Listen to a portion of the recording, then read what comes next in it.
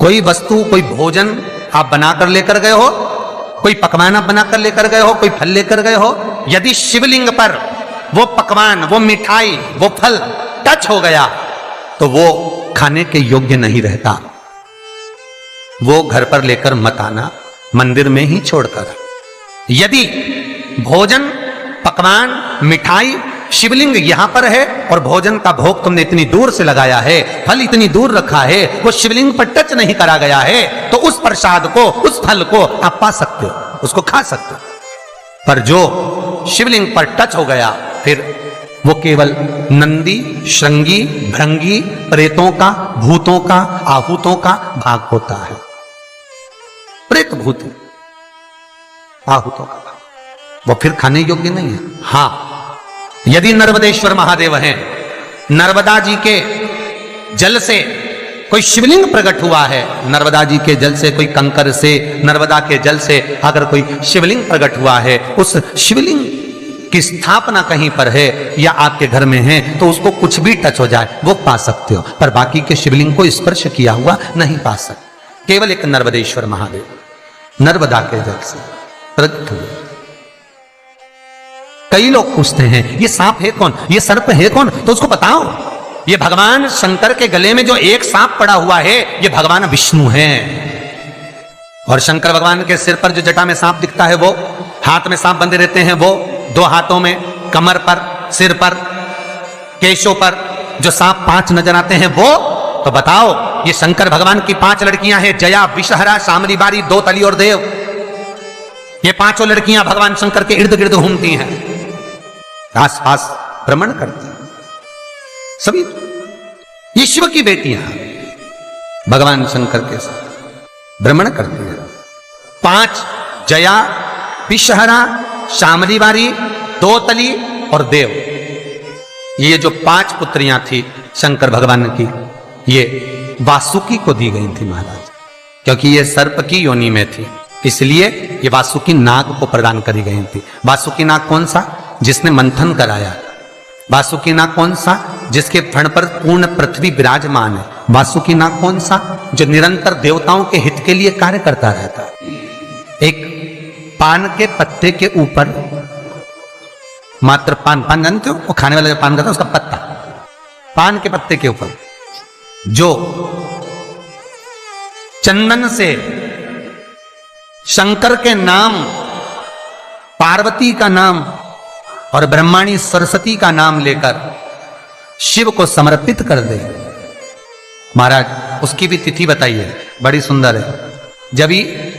जब रवि का पुष्य योग पड़े, रवि पुष्य नक्षत्र हो, रवि का पुष्य योग पड़े, उस समय पान के पत्ते पर चंदन से शंकर, पार्वती और सरस्वती का स्मरण कर कर जो शिवलिंग के ऊपर उस पान के पत्ते को चढ़ाकर 5 बेलपत्र, 3 समी पत्र समर्पित कर देते हैं, उस बच्चे से चढ़वा देते हैं, वो बच्चा कभी पढ़ने में कमजोर नहीं होता, विद्या में बढ़ता ही बढ़ता है।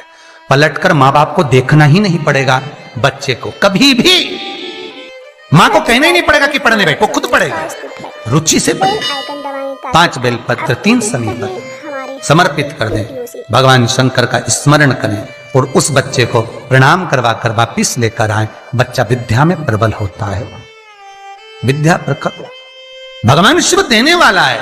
सरस्वती को स्वर बोधे। शिव महापुराण की कथा, लिंग पुराण की कथा, विष्णु पुराण की कथा, पद्म पुराण की कथा कहती है कि किसी वृक्ष के नीचे, जिन वृक्षों का गुणगान हमारे शास्त्र करते हैं, जिन वृक्षों का गुणगान हमारी पुराणे करती हैं, उन वृक्ष के नीचे अगर एक मंत्र का मनका भी फेरा जाए तो उसका पुण्य 1000 गुना प्राप्त हो जाता है, आप रूप प्राप्त होता है अपने आप जिस पुण्य को करना चाहे।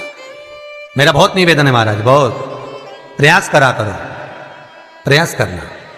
अगर हाथ के मनके की माला भी नहीं हो और किसी पीपल के पेड़ के नीचे 15 मिनट बैठने का मौका मिल गया, आंवले के वृक्ष के नीचे 5 मिनट बैठने का मौका मिल गया, किसी आंवले के वृक्ष के नीचे 5 मिनट बैठे हो, ओम नमो नारायण का मंत्र का स्मरण कर लो, ओम नमो भगवते वासुदेवाय का जाप कर लो, बस उसका फल 1000 गुना प्राप्त हो जाता है।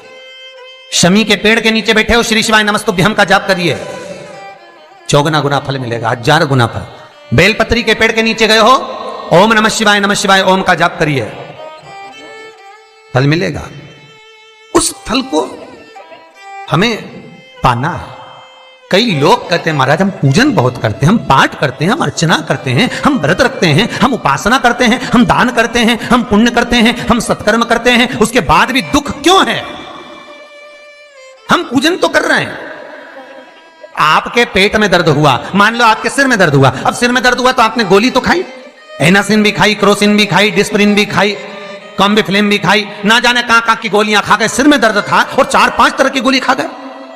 तुमने जब तो गोली खा ली और गोली खाने के बाद तुम्हें थोड़ा सा असर भी हो गया, पर इतनी गोलियां जो खाई है तो बाद में रिएक्शन तो करेगी, कुछ तकलीफ तो देगी, कुछ गर्मी तो करेगी, बीपी शुगर ऊंचा नीचा कर सकती है, आपने पाई। उसी तरह मंत्र, माला, पाठ, जप, अनुष्ठान फल कब देते हैं और फल कब नहीं देते, ये शिव महापुराण की उमा संहिता कह रही। शिव महापुराण का उमा खंड, पार्वती खंड को अच्छे से पढ़िए तो उसमें बताया है, उसमें वर्णन किया है। हम पाठ करने बैठे, इतनी बड़ी पोथी लेके लोग बैठ जाते हैं, पहले राम रक्षा स्तोत्र पढ़ लिए, फिर ये पढ़ लिए, गीता जी का अध्याय पढ़ लिया, ये पढ़ लिया, ये चालीसा, दुर्गा चालीसा, शिव चालीसा, तांडव, ये मंत्र जप लो, वो मंत्र जप लो, फिर कोई महाराज बता गया, वो मंत्र जप लो, फिर कोई महाराज बता गया, वो मंत्र जप लो, ये वाला देवता ला के अलमारी में रख लो। इतनी बड़ी पूजन की अलमारी, बस इतनी बड़ी, ज्यादा से ज्यादा होगी तो इतना बड़ा पूजन का घर, कमरा, उसमें इतना सारा देवता।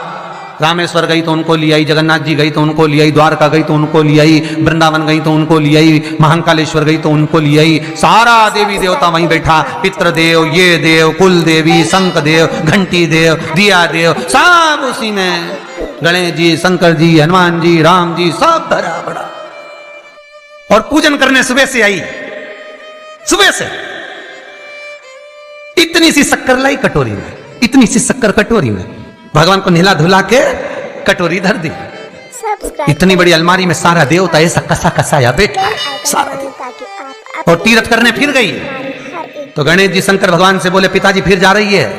शंकर भगवान बोले बेटा खसक के बैठो, फिर पकड़ के लाएगी किसी को, खसक के बैठ, फिर लाएगी किसी, फिर ले आई, फिर रख दिया। पूजन करने आई, कलश रख दिया, मंदिर में ही ढुल गया, भगवान पूरा गीला हो गया। गणेश जी शंकर जी से बोले पिताजी पूरा गीला करके चली गई। शंकर भगवान बोले बेटा तो कल ही आएगी, दिया लगा के गई, अब तो गीले में बैठो, अब नहीं आने वाली, कल। बहुत ध्यान देना साहब, इस कथा को आपके ऊपर लेकर समझाया जा रहा है, क्योंकि शिव महापुराण की कथा कहती है कि आप जो मंत्र जप रहे हो, आप जो माला जप रहे हो, आप जो साधना कर रहे हो, आप जो पाठ कर रहे हो, वो आप पर असर कर रहा है कि नहीं कर रहा है, वो आपको समझना है। राम रक्षा स्तोत्र का पाठ करो तो पहले हनुमान चालीसा पढ़ो, फिर राम रक्षा स्तोत्र करो। शिव